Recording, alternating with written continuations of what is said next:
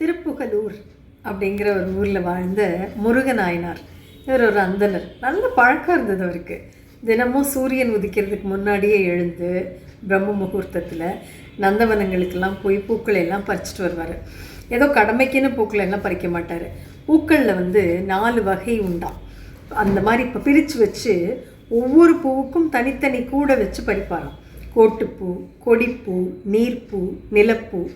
அதாவது கோட்டுப்பூ அப்படின்னா மரங்களில் பூக்கிறது, கொடிப்பூன்னா கொடிகளில் பூக்கிறது, நீர்ப்பூன்னா தண்ணீரை பூக்கிறது, தாமரை அல்லிப்பூ மாதிரி, நிலப்பூன்னா தரையில் தரையில் இருக்க செடிகளில் பூக்கிறது.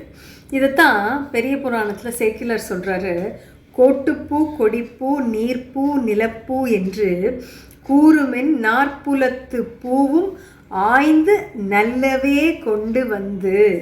அதாவது இந்த 4 வகையான பூவையும் டெஸ்ட் பண்ணுவாராம். செக் பண்ணி ஆராய்ஞ்சு அதில் சிறந்த பூக்களை மட்டும் சேகரிச்சுட்டு வருவாராம். பூக்களை பறிக்கிறப்ப நமச்சிவாயங்கிற மந்திரத்தை சொல்லிக்கிட்டே இருப்பார். அப்புறம் அந்த பூக்களை வச்சு விதவிதமான மாலைகள்லாம் கட்டுவாராம். தார் மாலை, கன்னி மாலை எல்லாம் கட்டி இவரோட மாலைகள்லாம் அவ்வளோ அழகாக வாசனையாக இருக்குமா. இவர் மாலை கட்டுற அழகை பார்க்குறதுக்காகவே சிவபெருமான் ஆசையாக காத்துக்கிட்டு இருப்பாராம். இவரோட இந்த பக்தி நம்மளோட பாகவத புராணத்தில் கஜேந்திரன் யானைன்னு கேள்விப்பட்டிருப்பீங்க. அந்த கதையை கேட்டிருக்கீங்களா? அவர் முதல்ல தன்னுடைய காடை பிடிச்சி இழுக்கிறப்போ மரண வலி அதுக்கு, இந்த யானைக்கு. அப்போ கூட தன் உயிரை காப்பாற்றிக்கணும்னு நினைக்கிறத விட அது பறித்து ஒரு தாமரை பூ வச்சுருந்ததுங்க. அந்த பூ அசுத்தமாகிடக்கூடாது அப்படின்னு சொல்லி அது எப்படியாவது நான் இறைவனுக்கு அர்ப்பணிக்கணும் அப்படின்னு தான் அது நினச்சிதான். அதே மாதிரி தான் முருகநாயனாரும் ஒவ்வொரு பூவையும் உயிர்ப்போடு பார்த்தாரு. முருகநாயனாருக்கு இன்னொரு பெரிய பாக்கியம் என்ன அப்படின்னா, திருஞான சம்பந்தர், திருநாவுக்கரசர், இந்த 2 பேரும் ஃப்ரெண்ட்ஸாக, ரொம்ப க்ளோஸ் ஃப்ரெண்ட்ஸாக இருந்திருக்காங்க.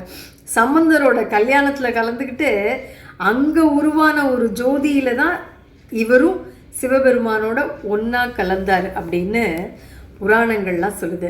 இன்றைக்கி நாம் சாமிக்கு ஒரு பேக்கெட் பூவை வாங்கிட்டு அதை அப்படியே சாமி மேலே போடுறோம். ஆனால் நம்ம கொடுக்குற பொருளில் நம்மளோட நேரம், நம்மளுடைய கவனம், அட்டென்ஷன் இதெல்லாம் இருக்கணும்.